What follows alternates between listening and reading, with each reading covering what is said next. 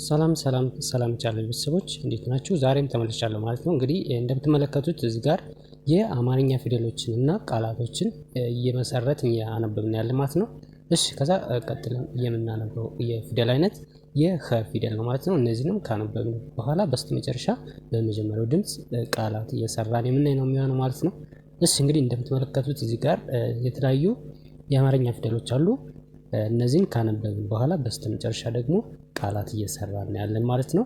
እሺ አሁን ቀጥታ ወደ ምንባብ እንሄድና ቀጥታ እያነበብን ቃላቶችን እየመሰረት እንሄዳለን ማለት ነው።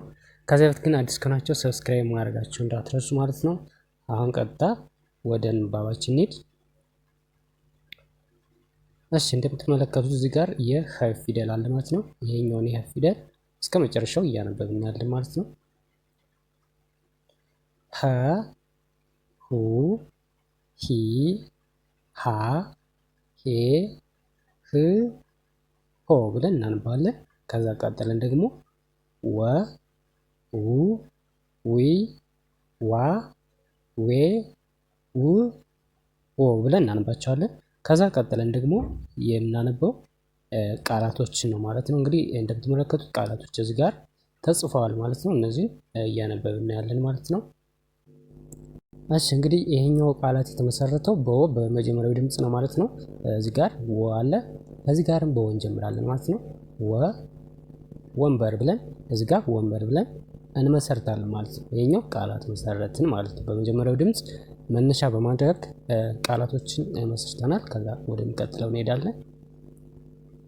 አ ኡ ኢ አ ኤ እ ኦ ብለን ካነበብን በኋላ እነዚህ ቃላቶች ናቸው ማለት ነው። በመጀመሪያው ድምጽ የተመሰረቱ ቃላቶች ናቸው ማለት ነው።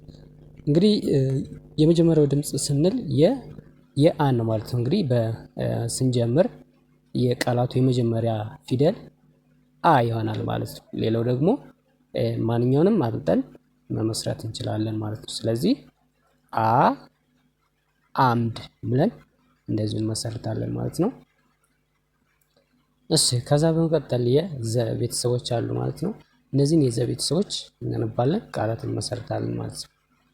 ዘ ዙ ዚ ዛ ዜ ዝ ዞ ብለን እንደዚሁ እናነባቸዋለን።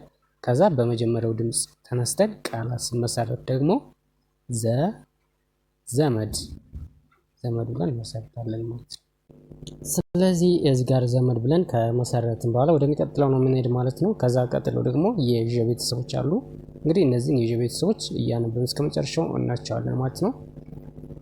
ዠ ዡ ዚ ዣ ዤ ዥ ዦ ብለን እንደዚሁ እናነባቸዋለን ማለት ነው። ከዛ ዠ ራሱ ዠ ነው የተቀመጠው እዚህ ጋር ያው ቃላት ልማት ነው። እስኪ ወደሚቀጥለው እንሂድ።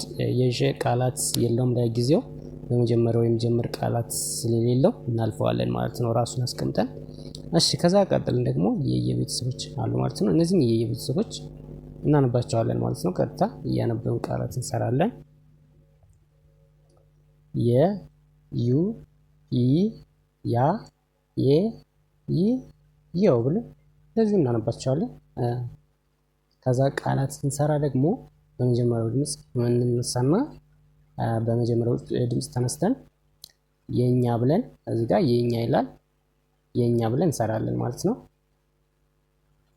እሺ ከዛ ቀጥለን ደግሞ የደ ቤተሰቦች አሉ ማለት ነው። እነዚህን የደ ቤተሰቦች እያነበብን እስከ መጨረሻው እናያቸዋለን። ደ ዱ ዲ ዳ ዴ ድ ዶ ብለን እንደዚሁ እንመሰርትባቸዋለን። ቃላት እንሰራለን ማለት ነው። በስተመጨረሻ በመጀመሪያው ድምጽ እንነሳለን፣ ቃላት እንሰራለን ማለት ነው። እንግዲህ እዚህ ጋር ቃላት ስንሰራ ደረሰ ይላል ማለት ነው። እንግዲህ ይሄኛው በደ የተሰራ ቃላት ነው ማለት ነው። ደረሰ ብለን እንደዚሁ እንሰራለን። ከዛ ቀጥሎ ጀ ነው ማለት ነው። ጀ ጁ ጂ ጃ ጄ ጅ ጆ ብለን ከዛ ቃላት ስንሰራ ደግሞ ጀመረ ብለን እዚህ ጋር እንሰራለን ማለት ነው። ይሄ ቃላት እንሰራለን ማለት ነው።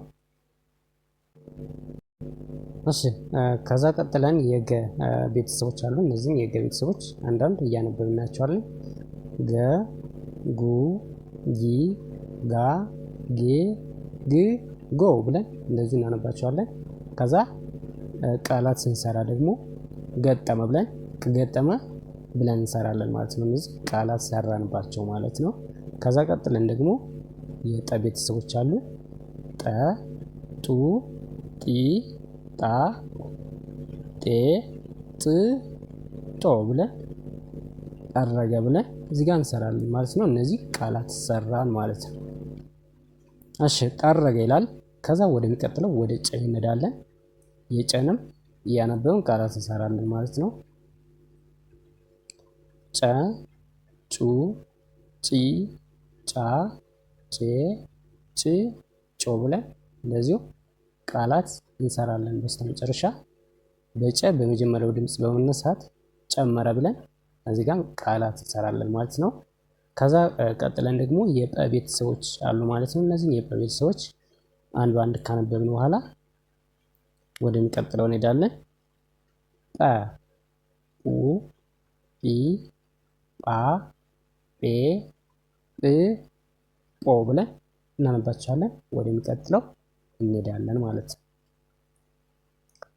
እሺ ከዛ ቀጥለው ደግሞ የፀ ቤተሰቦች አሉ። እዚህ ጋር እንግዲህ ፀ ሁለት አይነት ፀ አሉ ማለት ነው። የመጀመሪያው ፀ ከጰ ጋር ተመሳሳይነት አለው ማለት ነው። በተወሰነ ቅርጽ ብቻ ይለያል። ካናቱ ላይ ቅጽ ያለው ጰ፣ ፀ ግን ምንም የለም። ስለዚህ ሌላው ግን ተመሳሳይ ነው ማለት ነው።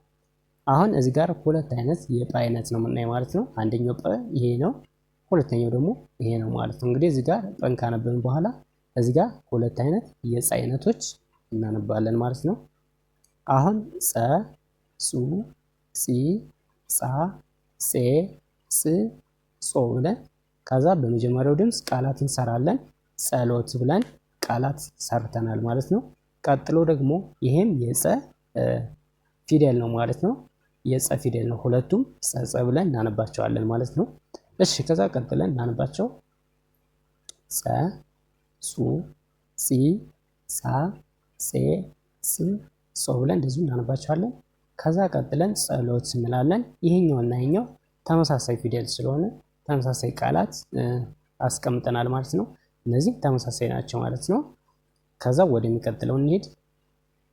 ፈ፣ ፉ፣ ፊ፣ ፏ፣ ፌ፣ ፍ፣ ፎ ብለን እናነባቸዋለን። ከዛ በመጀመሪያው ድምፅ ፈረሰ ብለን እዚህ ጋር ቃላት እንሰራለን።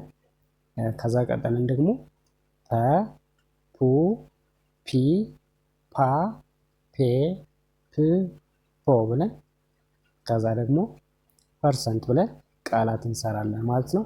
እንግዲህ ይህን ይመስላሉ ከሀ እስከ ፐ ያሉ የፊደል አይነቶች ይህን ይመስላሉ። የተለያዩ ቃላቶች